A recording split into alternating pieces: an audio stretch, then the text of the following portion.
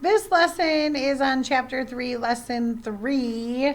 And I'm doing this because I noticed yesterday when we met that some of you guys are having a hard time with the long division, and it is a tough thing to get. Once you get it, you're going to get it though. So I wanted to make sure that you had enough guidance and practice so that you can get to that point where it's clicking for you. And the only thing that's going to make that work is if you keep doing these problems and that you practice them and that you have your teacher help you, because if you get confused, you feel like hitting your head against a wall and it gets really hard. So I wanted to make sure that you guys had that extra help today.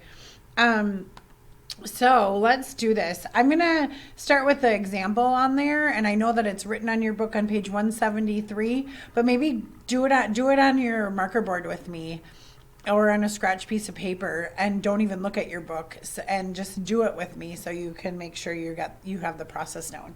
So on your book it says 87 divided by 6. So we put the 87 in the box and divide by 6. And whenever I'm dividing, and yesterday we were doing this, we had it across the top.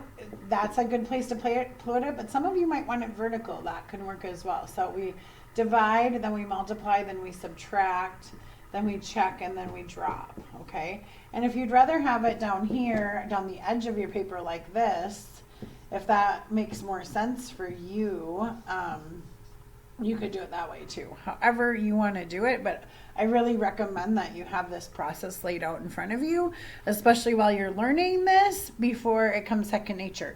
Someday this will come just like addition is for you right now. This will be as easy as that, but it takes this repetition and checking back to your steps to get to that point where your brain has all those wires connected to really understand it, okay? So you're going to put, first we're going to divide.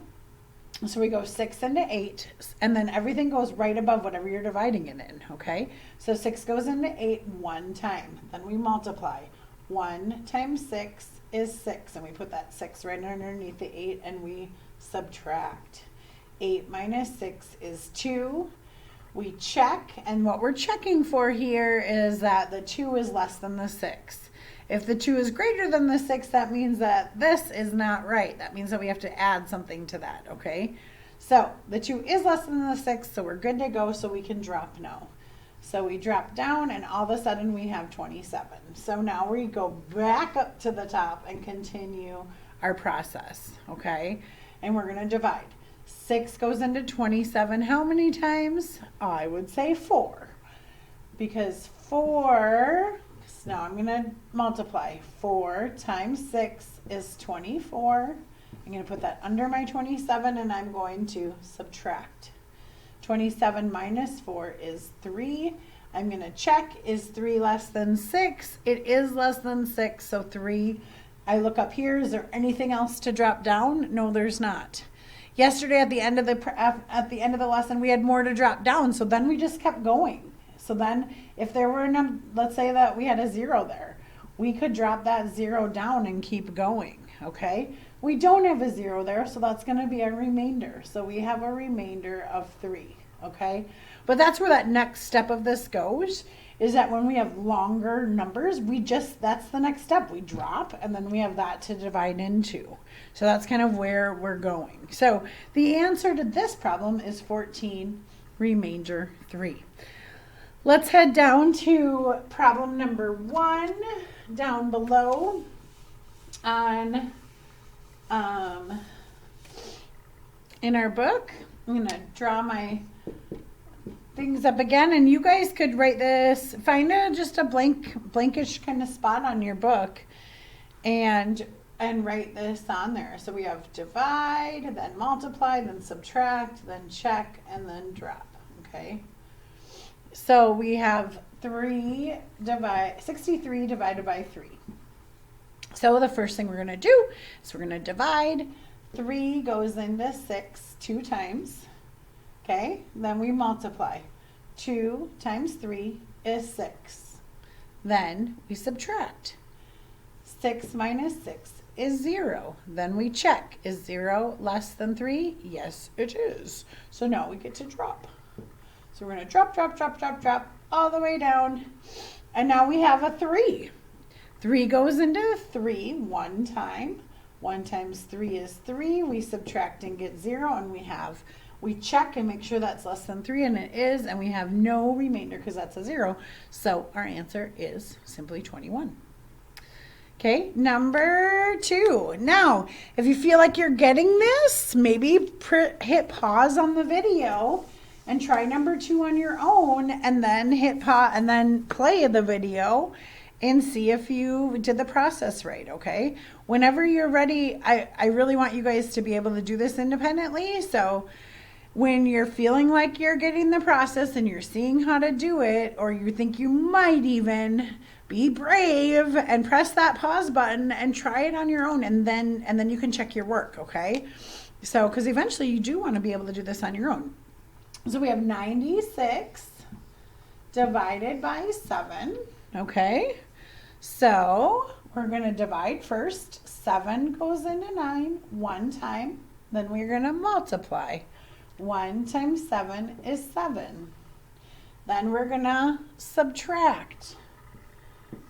9 minus 7 is 2. Okay, and we're going to check and make sure that 2 is less than our 7, which it is. And we're going to drop. Drop, drop, drop. 6 goes down. Now we have 26. 7 goes into 26. How many times? Let's see. I'm going to say, well, 4 would be 28, so it would have to be 3.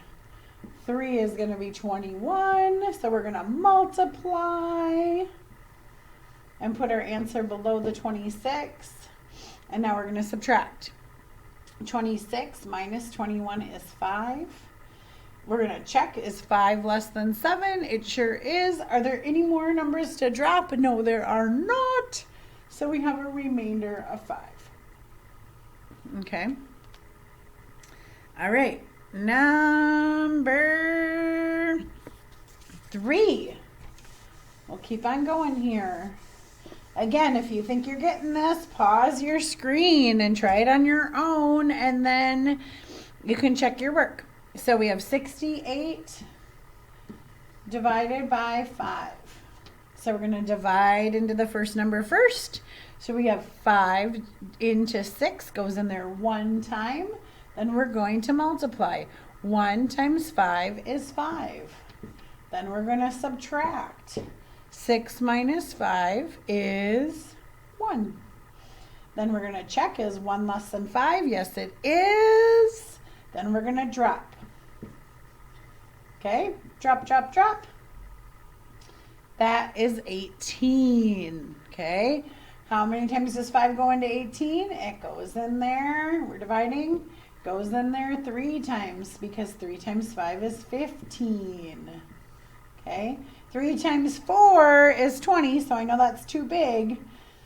So 18 minus 15, we get 3 left over. We check and make sure that 3 is less than 5. Is 3 less than 5? Yes, it is. So we have nothing left to drop. So we have a remainder of 3. 13, remainder 3. Okay, on 4, 5, and 6, I recommend that you get out, you could either scrunch your work in there, or you could also use a second sheet of paper, because they did not set it up for you very friendly in your workbook. So we have number 4 is 72 divided by 6. We're going to divide first, okay? 6 goes into 7 one time, then we're going to multiply.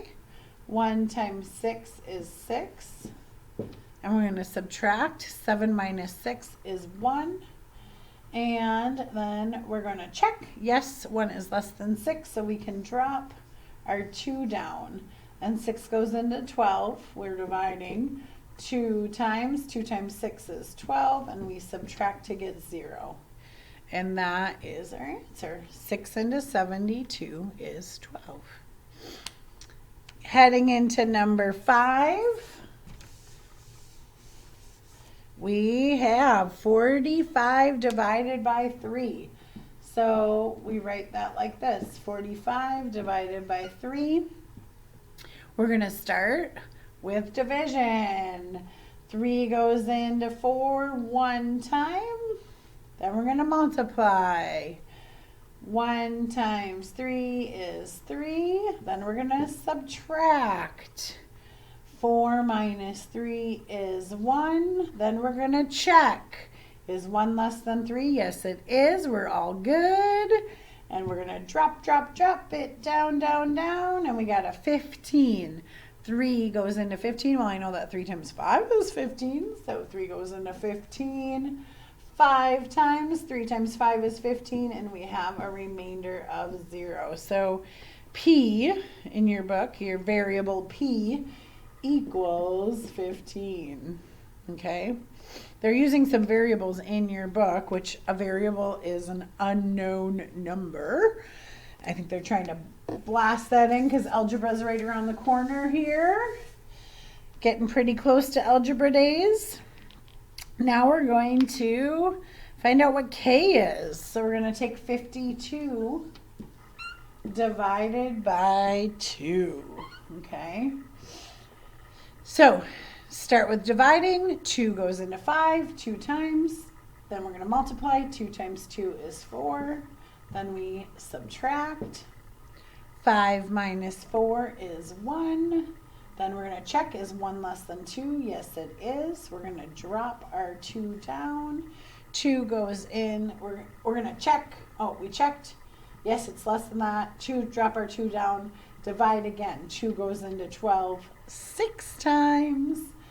6 times 2 is 12, and we have the number 26 for K equals 26.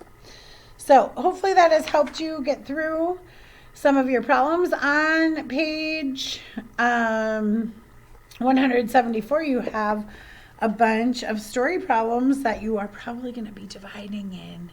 So if you get confused with your division facts and your division work, come back to these first problems and just practice them again. Or you could take another problem and replay my video and kind of go through the process with me until you get this down. The way that you can always check your answers to see if they're correct. Let's say you're making up your own problems, because that's another way to practice. The way you check your answers is you use the knowledge of our fact families, and you do the opposite. So if I multiply 26 times 2, then I should get 52. Well, 2 times 6 is 12. 2 times 2 is 4 plus 1 is 5. So there's my answer, 52. Did I do it correct? Yes, I did. So if you're making up your own problems and you're doing your own work just to try to practice and get this concept down, that's the way you can check to make sure you got the right answer. I hope this has been helpful for you, and I hope you're starting to get this and get it all clicking, okay? How out? Have a great day.